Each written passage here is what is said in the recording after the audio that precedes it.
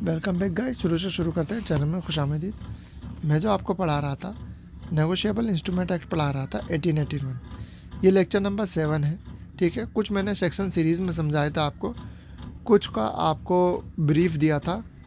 ठीक है, तो सीक्वेंस में नहीं चल रहे हैं हम। सीक्वेंस में चलेंगे तो कुछ ऊपर नीचे हो रहा है। बाकी मैं सीक्वेंस में आपको लेक्चर वाइज लेके चलूँगा, सेक्शन वाइज नहीं लेके चलूँगा। ठीक है, तो जो पिछली वीडियो देखी है वो नहीं देखी है वो देख लीजिएगा, तभी समझ में आएगा ये। ठीक है, लेक्चर नंबर 6 है ये। क्या कह रहा है? Payment due. पेमेंट ड्यू का मतलब क्या है?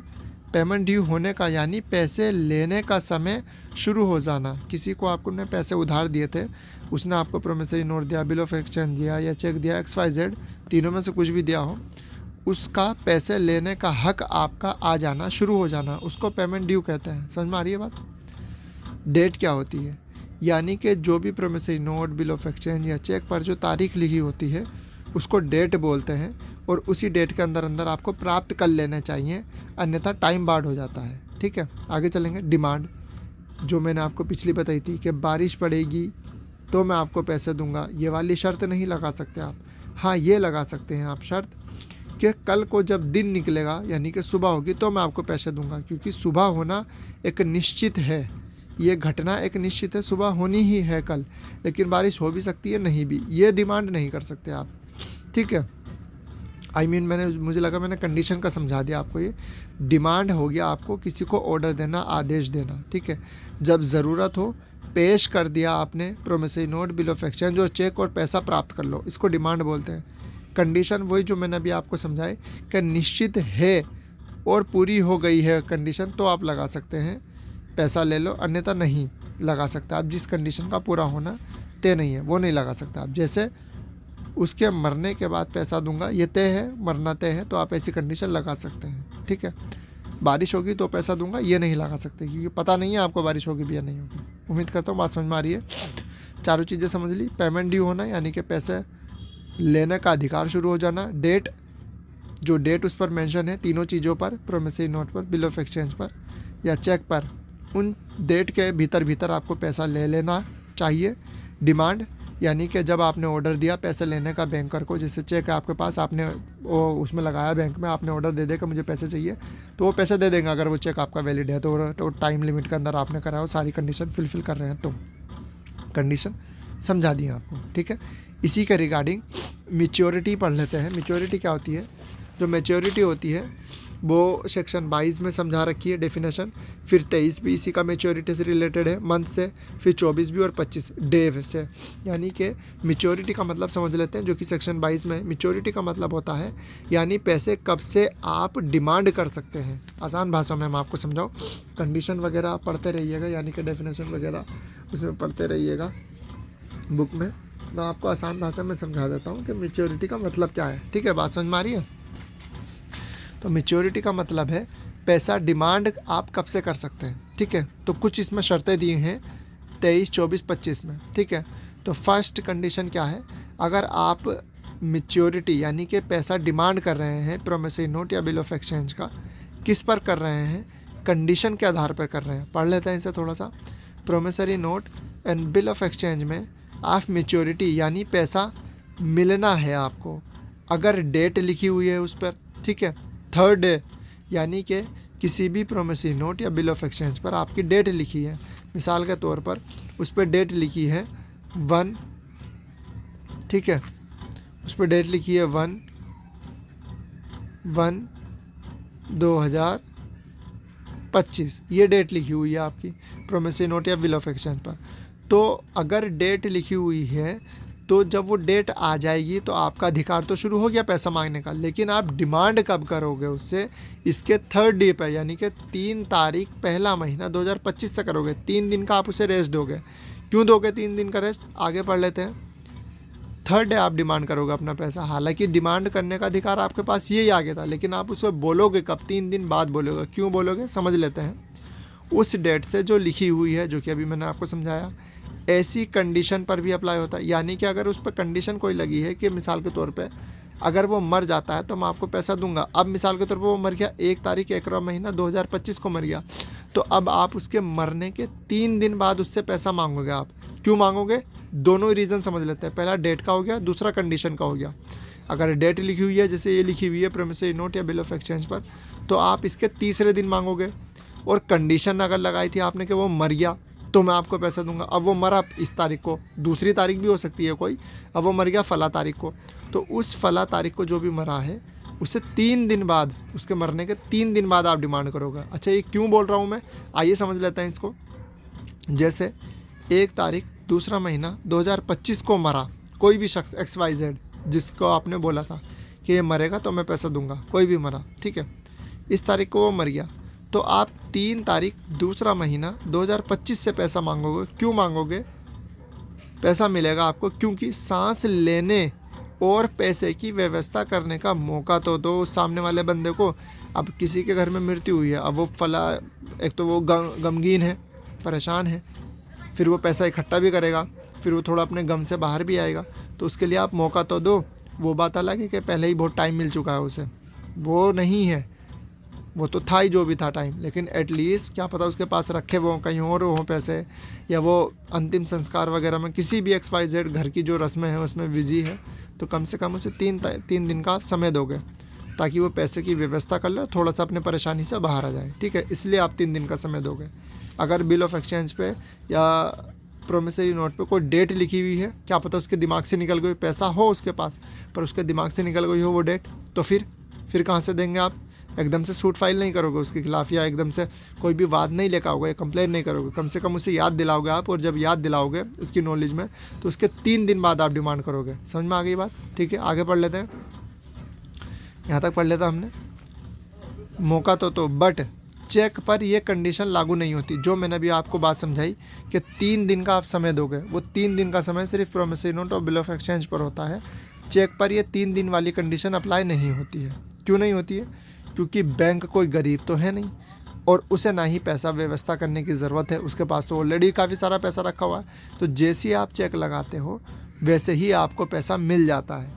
वो बात अलग है कि आपने चेक लगाया, हो सकता है कल जाके वो आपके अकाउंट में आए, परसों जाके आपके अकाउंट में आए, या सेम डे ही आपके अकाउंट में चेक के पैसे आ जाएं, जो भी आप चेक लगाओगे।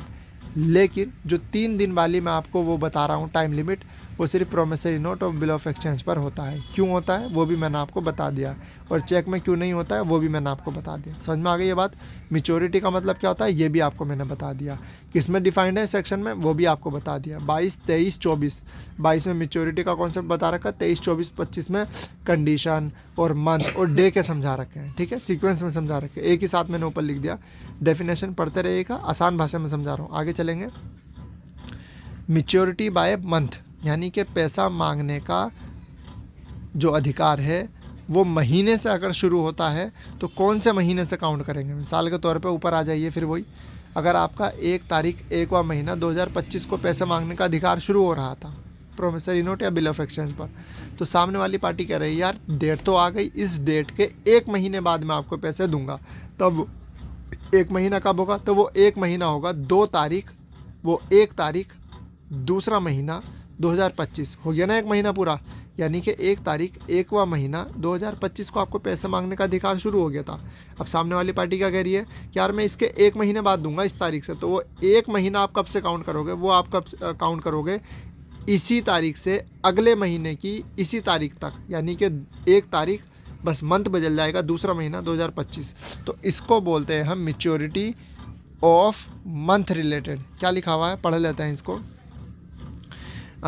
इसमें लिखा हुआ है कि जिस डेट या कंडीशन को ड्यू, जो पैसा लिखा है यानी मांगने का क्या अधिकार शुरू होता है पैसे का, उसके 1 मंथ, कौन सा मंथ? उसके 1 मंथ सेम डेट से काउंट होता है नेक्स्ट मंथ की। समझ में आ गई ये बात?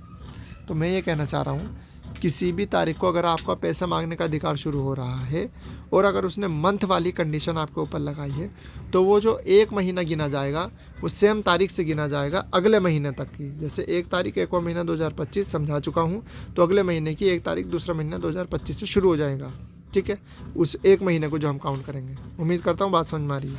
अगला चलेंगे, लास्ट वाली कंडीशन, ठीक है, ये 24 वगैरह सब समझा दिया मैंने आपको, 25 लास्ट वाला बच रहा है। अब किसी ने, ये शख्स ने ये बोला कि यार आपकी जो ये तारीख पा जाएँ दोबारा, 1 तारीख 1वां महीना 2025 है, अब किसी शख्स ने बोला यार इसके मैं 10 दिन बाद दूंगा। अब सवाल यह है कि 10 दिन कब होंगे? क्या 10 दिन इस तारीख को होंगे? 10 तारीख 1वां महीना 2025? नहीं, 10 दिन इसको नहीं हो रहे। आप पहला जो दिन है इसको छोड़ेंगे, अब इससे अगला गिनेंगे। 2 तारीख 1वां महीना 2025 का हुआ पहला दिन, 3 तारीख पहला महीना 2025 का हुआ दूसरा दिन। यानी कि कहने का मतलब यह है जिस तारीख से भी वादा करता है, कौन वादा करता है? जो पेई है, यानी कि पेई को जो पैसे मिलने वाले हैं और जिसको पैसे देने हैं, जो वादा करता है कि ठीक है मैं आपको पैसे दे दूंगा लेकिन 10 दिन बाद दूंगा, तो जो 10 दिन काउंट होंगे वो उस सेम डेट के, इस सेम डेट के जो 10 दिन काउंट होंगे आपके, या 15 दिन, जितना भी वो वक्त मांग रहा है, उसके उस दिन को छोड़ करके नेक्स्ट दिन से काउंट होंगे। समझ में आ रही है बात? ठीक है, इस दिन के अगले दिन से काउंट होता है। अगर बोला 10 या 15 दिन बाद दूंगा तब। समझ में आ गई ये बात? तो ये थर्ड कंडीशन है किस चीज़ की? पैसा मांगने की। तो हमने आज क्या समझा? हमने मैच्योरिटी समझी, यानी पैसा मांगने का अधिकार, यानी डिमांड कब से कर सकते हो आप। और फिर पैसा मांगने का ये जो तरीका है आपका, वो 3 तरीक़ों से हो सकता है। पहला तरीका आपका हो सकता है कि या तो आप डेट से मांग लें, जो भी डेट आपने लिखी हुई प्रॉमिसरी नोट या बिल ऑफ एक्सचेंज पर, तो उस डेट से मांगने का अधिकार शुरू हो जाएगा आपका। जो भी उस पर लिखी है उसके 3 दिन बाद से आप उससे मांग सकते हैं, यानी कि आपका राइट शुरू हो चुका है। पैसा डिमांड कर सकते हैं आप, लेकिन बोलेंगे नहीं, उसको जाहिर नहीं करेंगे आप उसको कोई पैसा चाहिए। बस याद दिला दें आप उसको कि 3 दिन बाद मेरा पैसा देने का अधिकार शुरू हो जाएगा, मतलब मेरा लेने का अधिकार शुरू हो जाएगा, और आप व्यवस्था कर लीजिए अपनी, 3 दिन बाद मुझे पैसे चाहिए आपके। ठीक है, ये डेट याद दिला दें। या फिर जो पैसा मांगने का आपका अधिकार है, अगर वो कंडीशन के मुताबिक लगा है, कंडीशन आपकी पूरी हो गई है, तो उसके 3 दिन बाद आप कह लीजिए कि कंडीशन पूरी हो गई है, जो मेरा पैसा था वो मुझे आप 3 दिन बाद से लौटाना शुरू कर दीजिएगा। ठीक है, यानी कि 3 दिन तक की मैंने आपको इत्तला कर दी है, एक आपको सूचना दे दी है कि कंडीशन पूरी हो गई थी, जिसको आपने कहा था कि ये कंडीशन अगर पूरी हो जाती है तो मैं आपका पैसा दूंगा। अब कंडीशन भी पूरी हो गई है, अब आप इसके 3 दिन बाद मेरा पैसा लौटा दीजिएगा। ठीक है, 2 चीज़ समझा दी। अब मैच्योरिटी बाय मंथ ये भी समझा दिया मैंने आपको। अगर वो कहता है कि इस तारीख से, फला तारीख से मैं 1 महीने बाद दूंगा, तो वो इसी तारीख को, पर महीना बदल जाएगा, अगला महीना हो जाएगा कि 1 महीने को आप पैसा फिर मांग सकते हैं, डिमांड कर सकते हैं। ठीक है, अब मैच्योरिटी बाय क्या? डे। अगर वो कहता है 10 दिन बाद, 15 दिन बाद, 16 दिन बाद, तो वो 16 दिन कब से काउंट होंगे? जिस दिन से भी वो कहता है, जिस तारीख से भी वो कहता है, उसकी अगली दिन से आप वो दिन गिनना शुरू कर दीजिएगा, जो भी उसने कहा है। समझ में आ गई ये बात? चलिए, लास्ट टॉपिक हमारा बचा है। क्या बचा है? Ambiguous instrument. एम्बिग्यूअस के मानने में आता है अस्पष्टता, यानी कि जिसका पूर्ण रूप से पता ना हो कि वो प्रोमिसरी नोट है या बिल ऑफ एक्सचेंज है। ठीक है, उसको हम एम्बिग्यूअस इंस्ट्रूमेंट कहते हैं। इंस्ट्रूमेंट क्या होता है समझा दिया मैंने पीछे, फिर सुन लीजिए।